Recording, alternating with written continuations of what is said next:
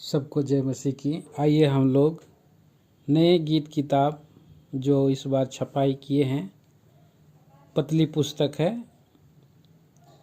गीत संख्या 27 गाएंगे। स्वर्गीय दर्शन मुझे दे प्रभु, अपने संग मुझे चला प्रभु। चला प्रभु जैसे तू सिद्ध है स्वर्गीय पिता, मुझे भी सिद्ध बना मेरे प्रभु। जैसे तू सिद्ध है स्वर्गीय पिता, मुझे भी सिद्ध बना मेरे प्रभु। स्वर्गीय दर्शन मुझे दे प्रभु, अपने संग मुझे चला प्रभु। स्वर्गीय दर्शन मुझे दे प्रभु, अपने संग चला प्रभु।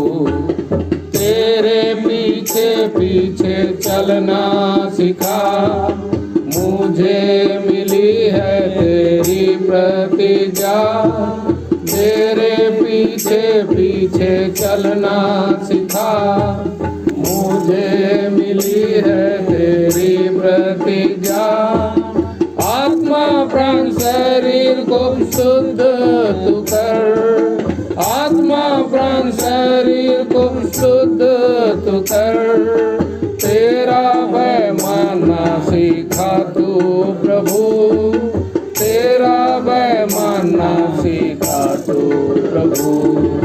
स्वर्गीय दर्शन मुझे दे प्रभु, अपने संग मुझे चला प्रभु।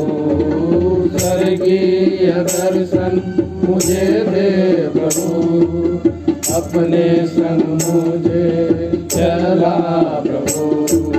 जैसे तू सिद्ध स्वर्गीय पिता, मुझे भी सिद्ध बना मेरे प्रभु। जैसे तू सिद्ध स्वर्गीय पिता, मुझे भी सिद्ध बना मेरे प्रभु। स्वर्गीय दर्शन मुझे दे प्रभु, अपने संग मुझे चला प्रभु। स्वर्गीय दर्शन मुझे दे प्रभु, अपने संग मुझे चला प्रभु। एक मिनट थोड़ा सा हाई करो तब जो और आई और एक हाथ पे चल।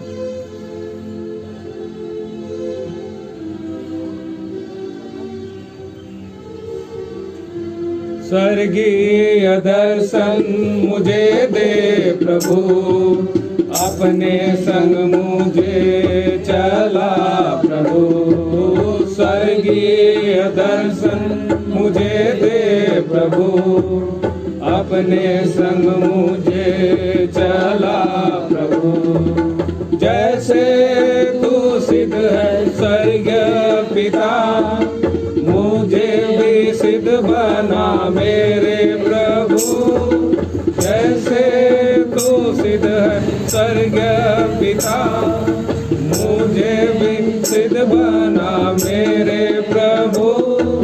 स्वर्गीय दर्शन मुझे दे प्रभु, अपने संग मुझे चला प्रभु। स्वर्गीय दर्शन मुझे दे प्रभु, अपने संग मुझे चला प्रभु। पवित्र जीवन जीना सिखा, धीरज धरना तू सीखा। पवित्र जीवन जीना सिखा, धीरज धरना तू सीखा। तेरे जैसे मैं सिद्ध हो जाऊं, तेरे जैसे मैं सिद्ध हो जाऊं। प्रभु यीशु तेरी महिमा करूं, प्रभु यीशु तेरी स्वर्गीय दर्शन मुझे दे प्रभु, अपने संग मुझे चला प्रभु। स्वर्गीय दर्शन मुझे दे प्रभु, अपने संग मुझे चला प्रभु। जैसे तू सिद्ध है स्वर्गीय पिता, मुझे भी सिद्ध बना मेरे प्रभु। जैसे तू सिद्ध है स्वर्गीय पिता, मुझे भी सिद्ध बना मेरे प्रभु।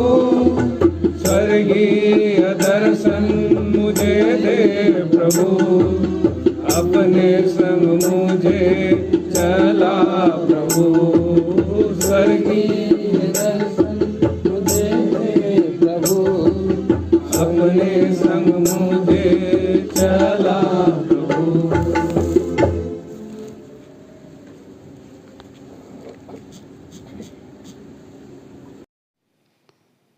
सभी भाई बहनों को प्रभु यीशु मसीह में जय मसीह की।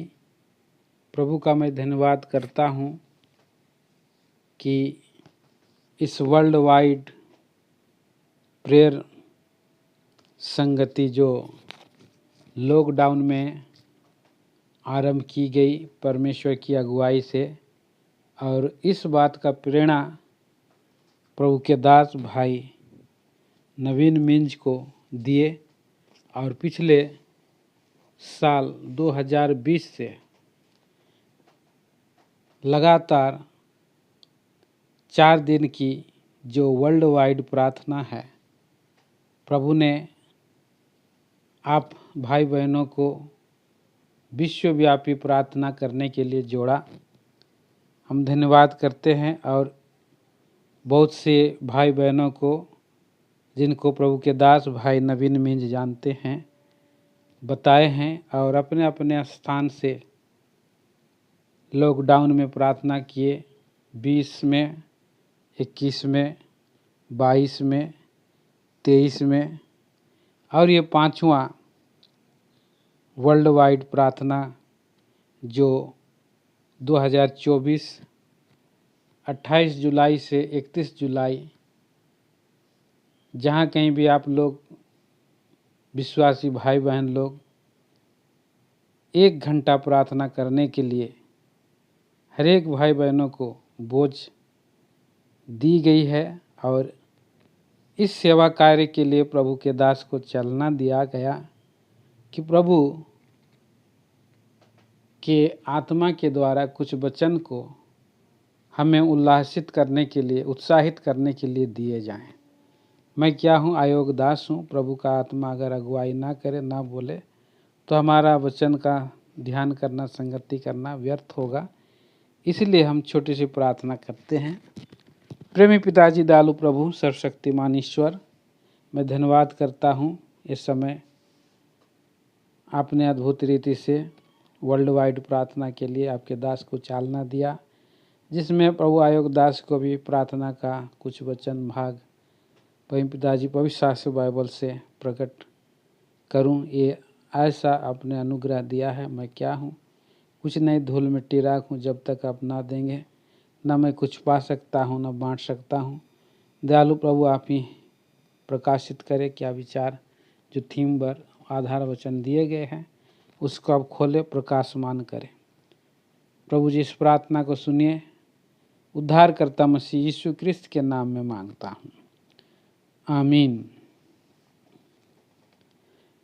भाई, प्रभु के दास को 2020 से जो चालना दिए थे हर साल प्रार्थना के लिए, और उस प्रार्थना के साथ एक आधार वचन भी दिए थे। तो 2020 में जो आधार वचन दिए थे वो प्रकाशित वाक्य 22 अध्याय और 12 और 13 वचन दिए थे। हम उसको रेफरेंस को नहीं पढ़ेंगे, आप अपने समय में बाइबल खोलकर पढ़ लीजिएगा। 2021 में मत्ती सुसमाचार 26 अध्याय 41 वचन आधार वचन था। 2022 में मत्ती सुसमाचार 24 अध्याय 36 वचन था। और उसमें प्रभु बड़ी आशीष दिया। 2023 में इब्रानियों की पत्री 10 अध्याय 27 वचन जो आधार वचन दिया गया था, उस प्रार्थना में हम आप सभी जो प्रार्थना किए हैं जानते हैं। अब प्रभु ने बहुत आशीष दिया।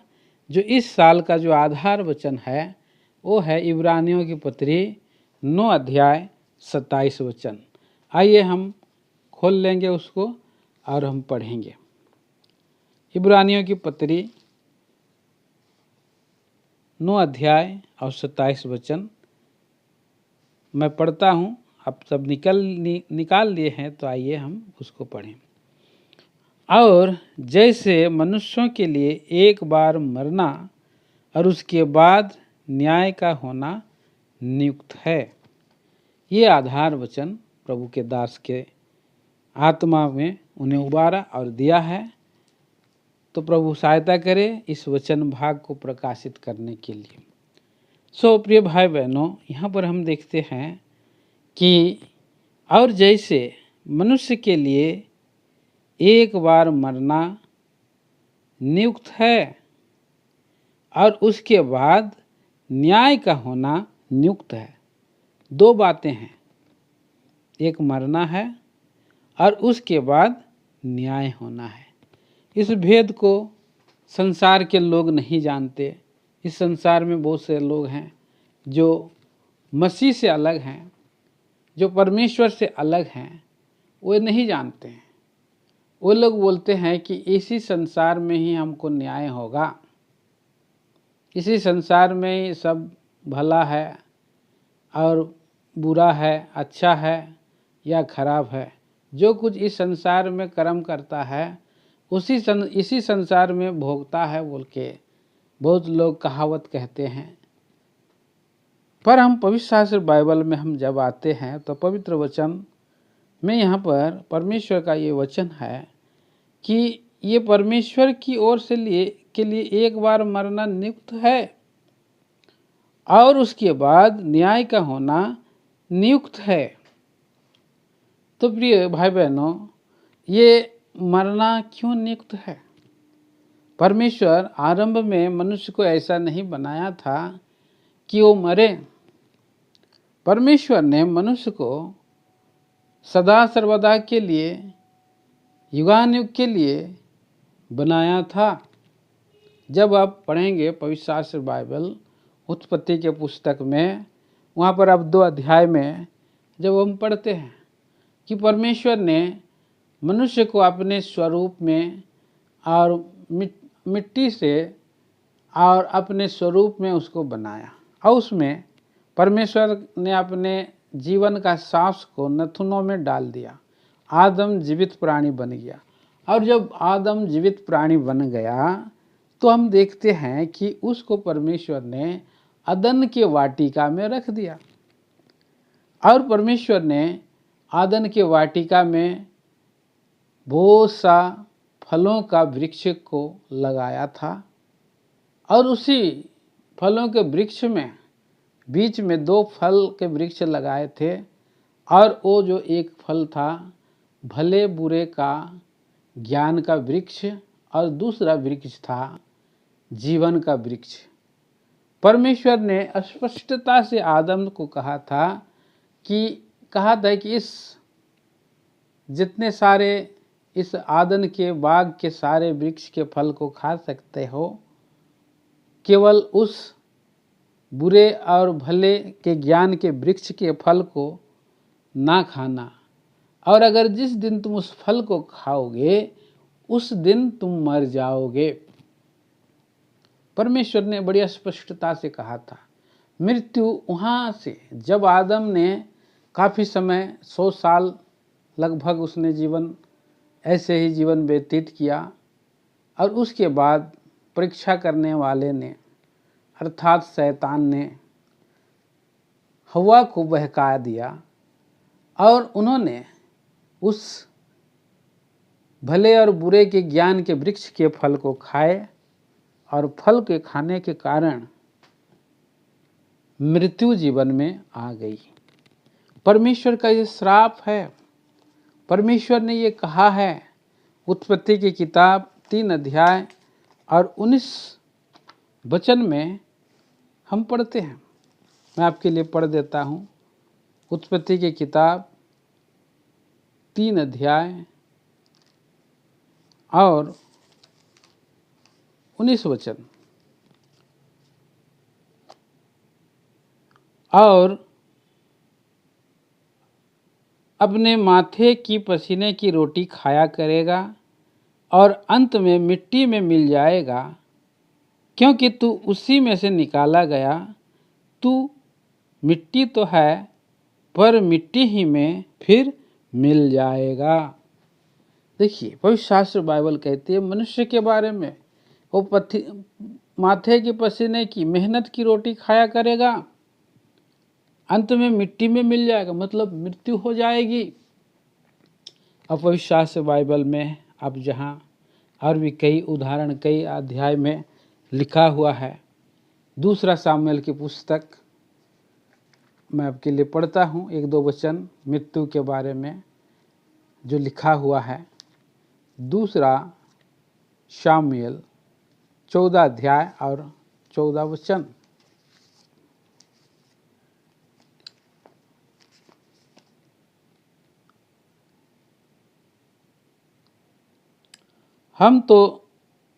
हमको तो मरना ही है, और हम भूमि पर गिरे हुए जल के समान ठहरेंगे, जो फिर उठाया नहीं जाता। और एक वचन हम पढ़ेंगे, भजन संहिता की पुस्तक 89 अध्याय 89 और उसका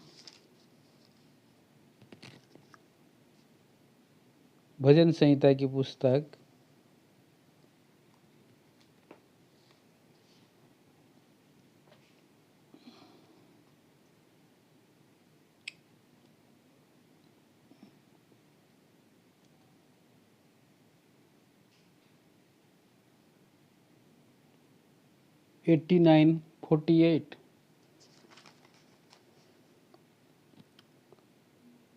कौन पुरुष सदा अमर रहेगा? क्या कोई अपने प्राण को अधोलोक से बचा सकता है? ये सवाल है। कौन पुरुष सदा अमर रहेगा? क्या कोई अपने प्राण को अधोलोक से बचा सकता है? तो इस पृथ्वी पर जितने भी आए, मनुष्य रूप धरे, जन्म लिए, तो कोई ईश्वर ही क्यों ना हो, मनुष्य के संतान, परमेश्वर के संतान, परमेश्वर के पुत्र ही क्यों ना हो, जो इस पृथ्वी पर आया है, परम प्रधान के पुत्र भी हो, उन्हें मरना है। देखिए, हम पढ़ते हैं भजन संहिता 82 अध्याय 82 वर्ष 6 और 7, 6 और 7। मैंने कहा था तुम ईश्वर हो और सब के सब परम प्रधान के पुत्र हो, तो भी तुम मनुष्यों के समान मरोगे और किसी प्रधान के समान गिर जाओगे। तो पवित्र शास्त्र बाइबल कहते हैं कोई भी क्यों ना हो, चाहे वो ईश्वर हो, चाहे परम प्रधान के पुत्र हो, चाहे वो देवता हो, क्या कोई साधु हो, क्या वो संत हो, है मनुष्य रूप धारण किया है, इस पृथ्वी पर मनुष्य आया है, इस पृथ्वी पर से मनुष्य जाएगा, मरेगा। तो एक बार मनुष्य को मरना है।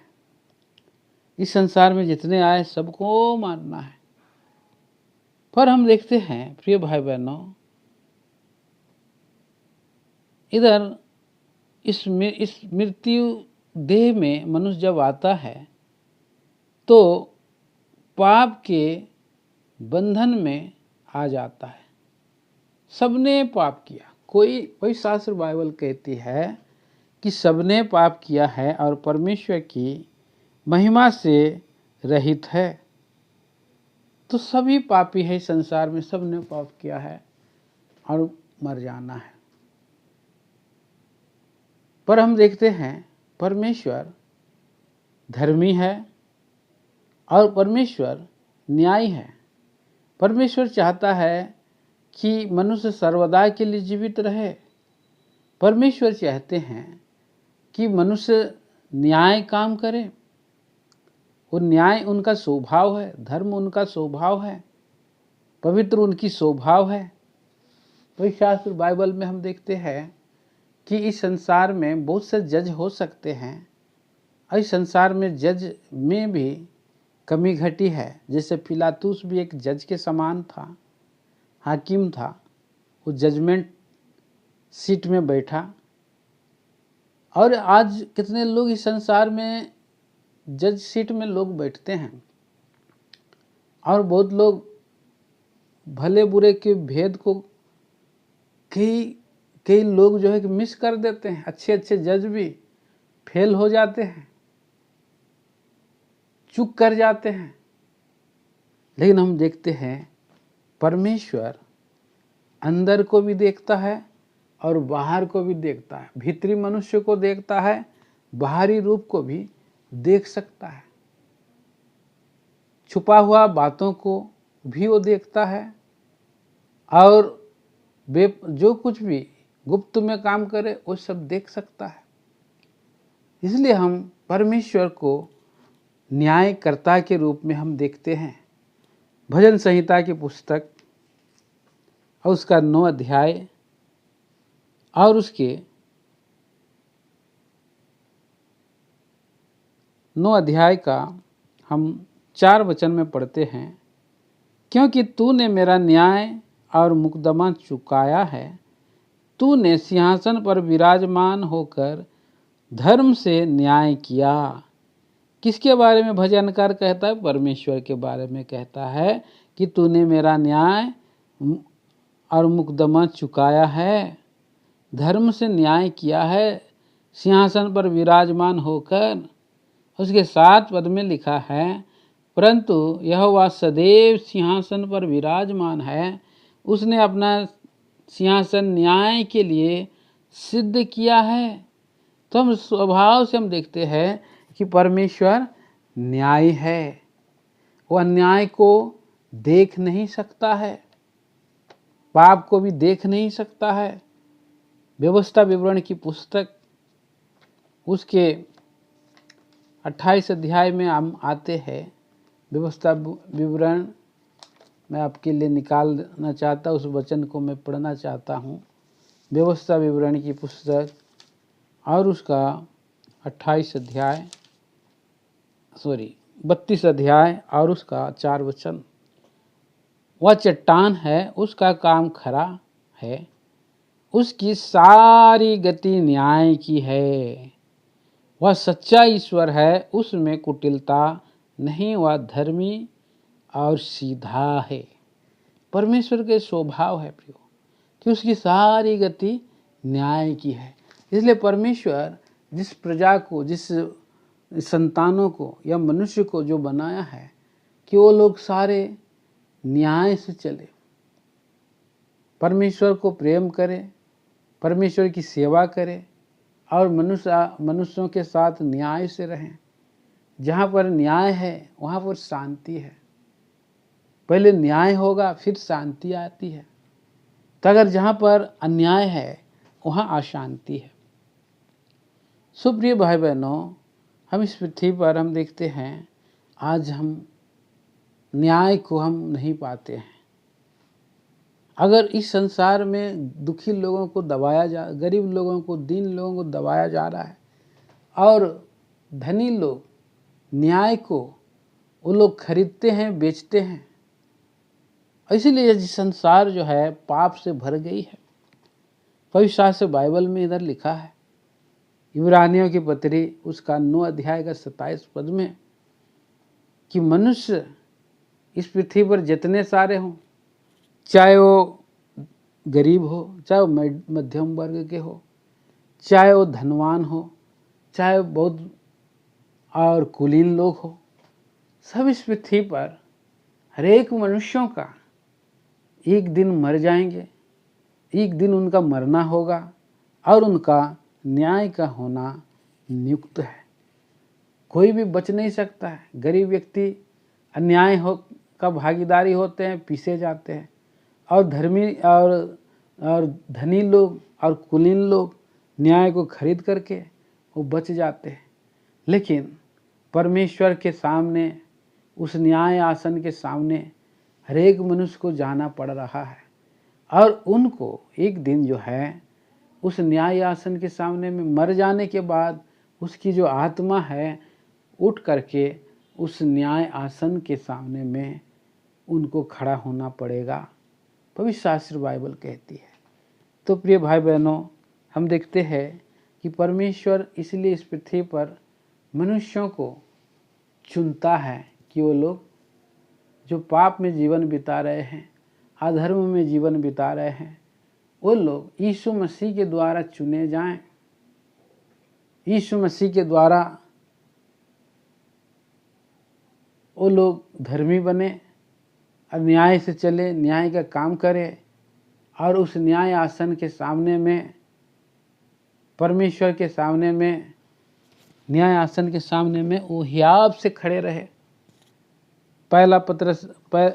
पहला यूहन्ना की पत्री में हम इस बात को पढ़ते हैं। देखिए, मैं आपके लिए पढ़ना चाहता हूँ। पहला यूहन्ना 4 अध्याय और उसका 17 वचन। पहला यूहन्ना की पत्री 4 अध्याय और 17 वचन।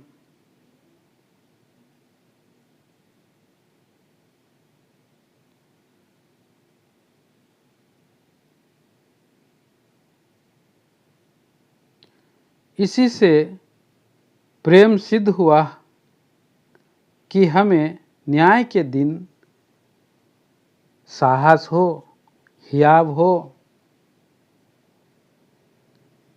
that we may have boldness in the day of judgment।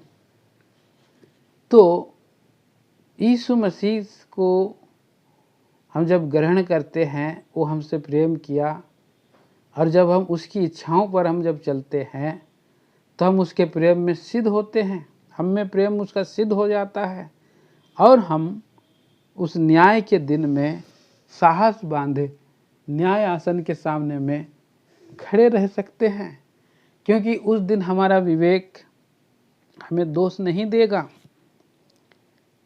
आज कोई भी क्यों ना हो, मनुष्य पापी है, जन्म से पापी है, विचार से पापी है, कर्म से पापी है, और शब्दों से भी पाप करता है रोज बरोज। जो कहता है कि मैंने पाप नहीं किया, वो झूठा है, और उसमें परमेश्वर का प्रेम सिद्ध नहीं हुआ है। तो इस संसार में पापी मनुष्यों का न्याय को कौन है जो अपने ऊपर में लिया है, या पापी मनुष्य का दंड को अपने ऊपर में लिया है, या पापी मनुष्य का प्रायश्चित अपने ऊपर में लेकर के पापों से छुटकारा देता है? वो केवल और केवल यीशु मसीह है। यीशु मसीह प्रभु इस जगत में इस पृथ्वी पर आए, और इस जगत में उन्होंने पवित्र कुंवारी के गर्भ में जन्म लिया, और इस संसार में निर्दोष और निष्कलंक जीवन बिताया। पवित्र शास्त्र बाइबल कहती है कि उसके जीवन में कोई भी पाप नहीं था, वो पाप से अज्ञात था। उसने हमारे अधर्म को अपने देह पर लिए हुए कैलवरी के क्रूस पर चढ़ गए, और वो मारे गए, गाड़े गए, परंतु परमेश्वर ने उन्हें मुर्दों में से जिला उठाया, क्योंकि उसके अंदर में पाप नहीं था। वो परमेश्वर का पुत्र थे, और इसलिए यीशु मसीह हमारा दंड को, हमारा न्याय को अपने ऊपर में लिया है।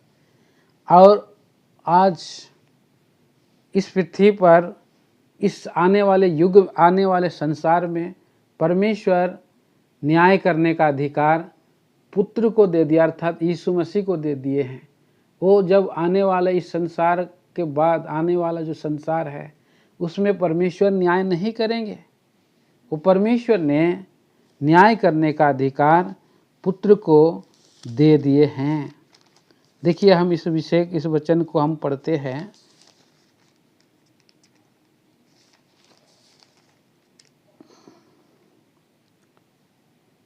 हम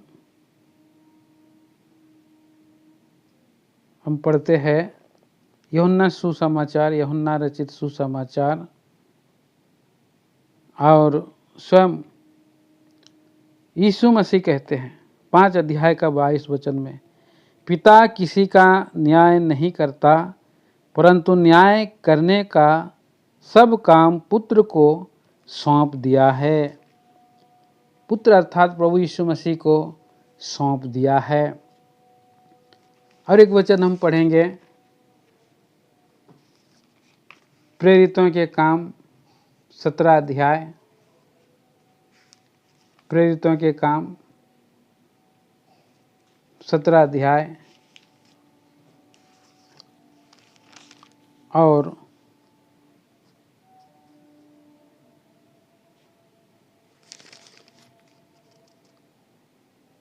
30 वचन। इसलिए परमेश्वर ने अज्ञानता के समयों पर ध्यान नहीं दिया, पर अब हर जगह सब मनुष्यों को मन फिराने की आज्ञा देता है, क्योंकि उसने एक दिन ठहराया है जिसमें वह उस मनुष्य के द्वारा धर्म से जगत का न्याय करेगा जिसे उसने ठहराया है, और उसे मरे हुओं में से जिलाकर यह बात सब पर प्रमाणित कर दी है। उस मनुष्य के द्वारा धर्म से जगत का न्याय करेगा। वो मनुष्य कौन है? वो प्रभु यीशु मसीह है। उसने एक दिन ठहराया है जिसमें वह सब मनुष्य को जगत का न्याय करेगा। वो मनुष्य मरे हुओं में से जी उठा है। कौन है? यीशु मसीह। मारा गया, गाड़ा गया और तीसरे दिन मुर्दों में से जी उठा है। प्रिय भाई बहनों, हम और एक वचन पढ़ते हैं 2 कुरिन्थी 5 अध्याय और 10 वचन में, क्योंकि अवश्य है कि हम सब का हाल मसीह के न्याय आसन के सामने खुल जाए कि हर एक व्यक्ति अपने अपने भले बुरे कामों का बदला जो उसके देह के द्वारा किए हों पाए। एक दिन अवश्य है कि हम सब का न्याय, हम सब का हाल मसीह के न्याय आसन के सामने, प्रभु यीशु मसीह न्याय करने के लिए जगत में आने वाला है। बहुत सा वही शास्त्र के भाग में जगह जगह में पढ़ेंगे कि यीशु मसीह न्याय करने के लिए आ रहा है। ये बात पहले से है। हनोक के समय में हनोक भी भविष्यवाणी किया था कि परमेश्वर अपने सारे संतों के साथ जगत का न्याय करने के लिए आने वाला है। तो एक दिन न्याय आसन लगेगा। प्रिय भाई बहनों, इस संसार में आज सब मनुष्य पापी है, इसलिए उद्धारकर्ता प्रभु यीशु मसीह को अगर आप और मैं ग्रहण करते हैं तो हम उस न्याय, हम दंड से बच सकते हैं। अभी भी हम बच सकते हैं। इब्रानियों की पत्री 9 अध्याय का 28 वचन में लिखा है, 27 और 28 वचन में पढ़ देता हूँ। और जैसे मनुष्यों के लिए एक बार मरना और उसके बाद न्याय का होना नियुक्त है, 2:28 पद में, वैसे ही मसीह भी बहुतों के पापों को उठा लेने के लिए एक बार बलिदान हुआ, और जो लोग उसकी बाट जोते हैं उनके उद्धार के लिए दूसरी बार बिना पाप उठाए हुए दिखाई देगा। तो एक बार हमारे पापों का लिए बलिदान हो गया, कोई स्वीकार करता है तो पाप उठा लिया है। और दूसरी बार जब एक बार उठा लिया है और जो पाप मनुष्य ने दे दिया है, वे लोग अगर उसकी बाट जो रहे हैं तो उनके उद्धार के लिए, मतलब वो लोग को न्याय सिंहासन में दंड से उनका बचाव हो जाएगा। जिनके नाम हम देखिए प्रकाशित वाक्य की किताब 20 अध्याय में हम पढ़ते हैं। मैं आपके लिए पढ़ना चाहता हूँ देखिए यहाँ पर लिखा है 20 अध्याय के 11 वचन में, फिर मैंने एक बड़ा श्वेत सिंहासन और उसको जो उस पर बैठा हुआ है देखा। उसके सामने से पृथ्वी और आकाश भाग गए और उनके लिए जगह ना मिली। फिर मैंने छोटे बड़े सब मरे हुओं को सिंहासन के सामने खड़े हुए देखा और पुस्तकें खोली गई। फिर एक और पुस्तक खोली गई और जीवन की पुस्तक, और जैसा उन पुस्तकों में लिखा हुआ था वैसे ही उनके कामों के अनुसार मरे हुओं का न्याय किया गया। इधर हम देखते हैं 15 वचन में, और जिस किसी का नाम जीवन की पुस्तक में लिखा हुआ ना मिला वह आग की झील में डाला गया। जो व्यक्ति यीशु मसीह पर विश्वास करते हैं उनको मेमने के लहू के द्वारा से शुद्ध करके उसके लिए जीवन की पुस्तक में उसका नाम चढ़ जाता है।